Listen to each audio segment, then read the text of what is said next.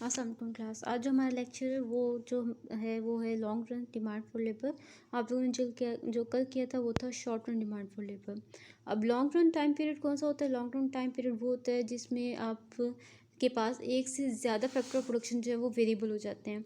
Short run में आपके पास कौन सा फैक्टर वेरिएबल था? ऑफ कोर्स सिर्फ लेबर था, क्योंकि हम लेबर इकोनॉमिक्स को स्टडी करें तो हम लेबर को ही लेबर को ही फैक्टर लेंगे। और वैसे भी शॉर्ट रन में सिर्फ लेबर फैक्टर होता है जो कि वेरिएबल हो सकता है। अब ये लॉन्ग रन है, लॉन्ग रन में हमारे पास क्या हो गया, एक से ज़्यादा वेरिएबल जो है वो एक से ज़्यादा जो फैक्टर्स हैं वो वेरिएबल हो जाएंगे, चाहे लेबर और कैपिटल हो जाए या फिर मल्टीपल फैक्टर्स जो हमारे पास हैं वो सब के सब जो हैं वो वेरिएबल हो जाएं। अब जो लॉन्ग रन है, वैसे तो शॉर्ट रन में हमारे पास क्या था?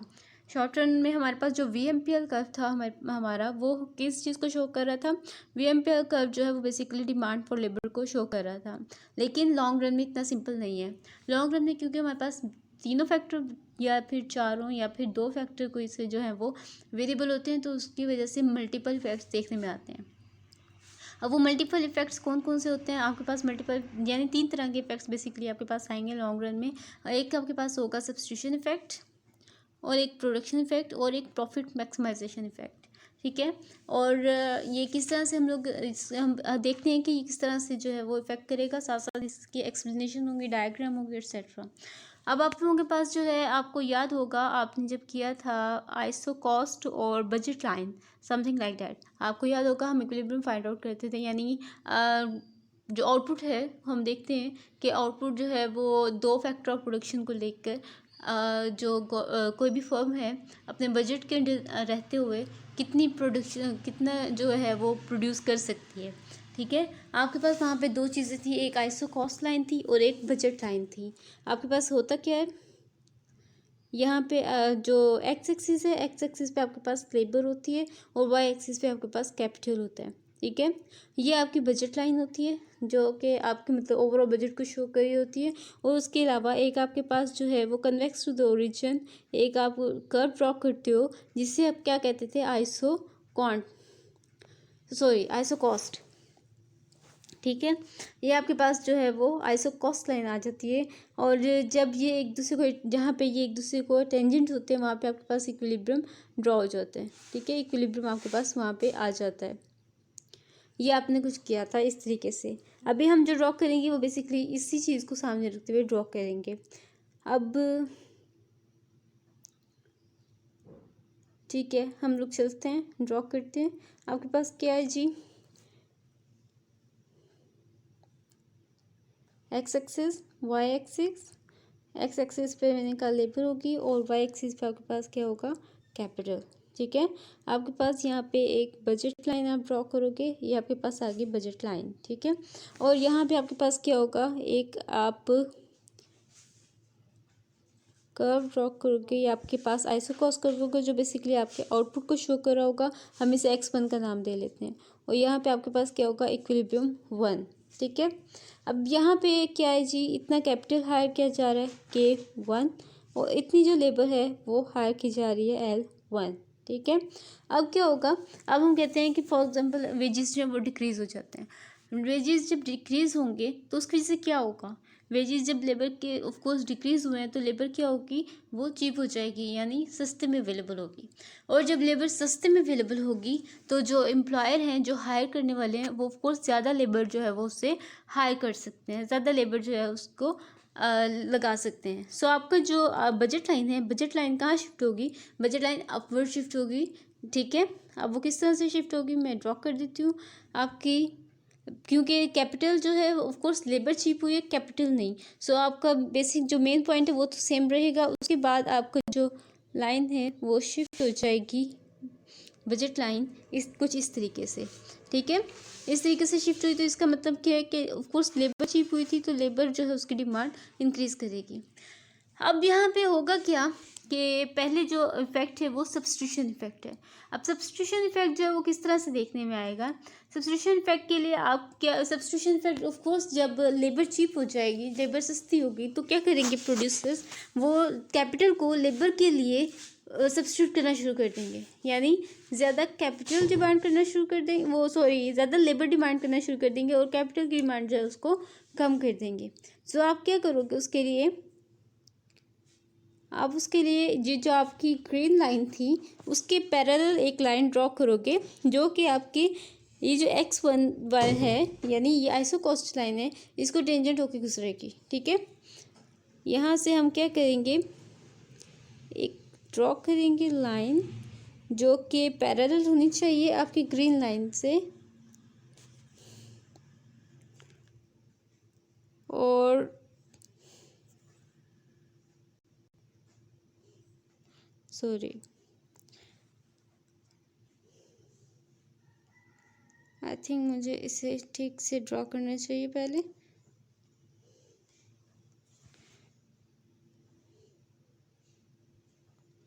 ये चीज़, और इसके जो है कि जो ग्रीन लाइन है उसके पैरेलल ड्रॉ करेंगे लाइन। होप सो ड्रॉ हो जाएगी। ये देखिए कुछ ऐसे इस तरीके से ड्रॉ होगी। ठीक है, यानी जो आपकी ग्रीन लाइन थी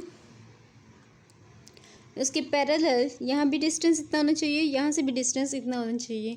उसके पैरेलल हमने एक लाइन ड्रॉ की। ठीक है, जो कि आपके फर्स्ट वाला जो आइसोकॉस कर्व था, या मतलब जो हमारे पास आउटपुट जो है वो सेम रहेगा, आउटपुट चेंज नहीं होगा सब्स्टिट्यूट करने से। सो जो आपका एक ये जो कर्व होता है आइसोकॉस कर्व, ये बेसिकली क्या शो कर रहा होता है कि इसमें जितने भी पॉइंट्स हैं हर पॉइंट पे आपका आउटपुट जो है वो आउटपुट लेवल जो है वो सेम रहेगा। ठीक है, अब यहाँ पे आपके पास जो है ये इक्विलिब्रियम 2 यहाँ ड्रॉ होगा, इक्विलिब्रियम 2। अब इक्विलिब्रियम 2 पे क्या है, आपकी लेबर की डिमांड इंक्रीज कर गई है। ठीक है, और जो कैपिटल है उसकी डिमांड जो है वो डिक्रीज कर गई है, यानी आपने कैपिटल की बजाय लेबर को ज़्यादा हाइड कर लिया, लेबर को सब्स्टिट्यूट कर लिया। ठीक है, एक तो आपके पास सब्स्टिट्यूशन इफेक्ट ये आ गया। उसके बाद आपके पास कौन सा इफेक्ट था, उसके बाद आपके पास था जी प्रोडक्शन इफेक्ट। प्रोडक्शन इफेक्ट में क्या होगा, ऑफ कोर्स जब लेबर जो है वो चीप हो गई है, लेबर जो है वो सस्ती हो गई है, तो क्या करेंगे तो जब लेबर सस्ती हो जाएगी तो ऑफ कोर्स जो कह लें कि cost of production overall decrease कर जाएगी। जब cost of production overall decrease कर जाएगी, जो प्रोड्यूसर्स हैं उनकी ओवरऑल कॉस्ट जब डिक्रीज़ कर गई है तो वो क्या करेंगे, उनके वो अभी इस कंडीशन में आ जाएंगे कि ओवरऑल लेबर को भी ज़्यादा हायर कर सकते हैं और कैपिटल को भी ज़्यादा हायर कर सकते हैं। ठीक है, जब आप ज़्यादा मतलब लेबर इंटेंसिव कोई गुड बना रहे हो, फॉर एग्जांपल लेबर चीप हो जाती है, लेबर की कॉस्ट ऑफ कोर्स लेबर को वेजेस आपको कम देने पड़ रहे हैं, तो आपको ये लगेगा कि overall cost of production decrease हो गई है। तो आप क्या करोगे, आप कैपिटल की डिमांड भी इंक्रीज़ कर सकते हो और आप लेबर की डिमांड भी इंक्रीज़ कर सकते हो। सो यहाँ पर आपके पास जो है वो क्या होगा, अब जो सेकेंड वाली बजट लाइन आपका जो बेसिकली आइसोकॉस्ट कर्व है वो आपका क्या होगा, वो अपवर्ड शिफ्ट हो जाएगा। ठीक है, अपवर्ड शिफ्ट होके क्या होगा, सॉरी मैं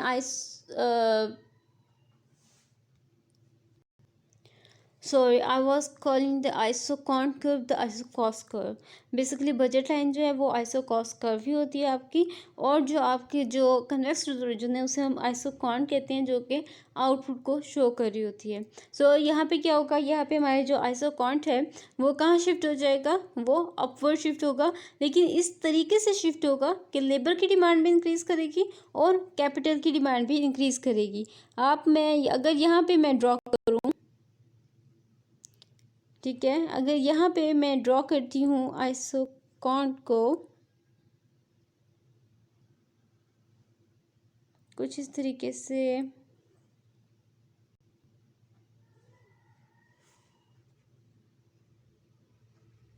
ठीक है, ये आपके पास x2 हो गया, यानी आउटपुट जो है वो इंक्रीज़ कर जाएगा। यहाँ पे अगर आप ड्रॉ करें तो आपका क्या होगा, लेबर भी ज़्यादा हो गई, L3 हो गई, और यहाँ पे आपका कैपिटल भी ज़्यादा हो गया, K2।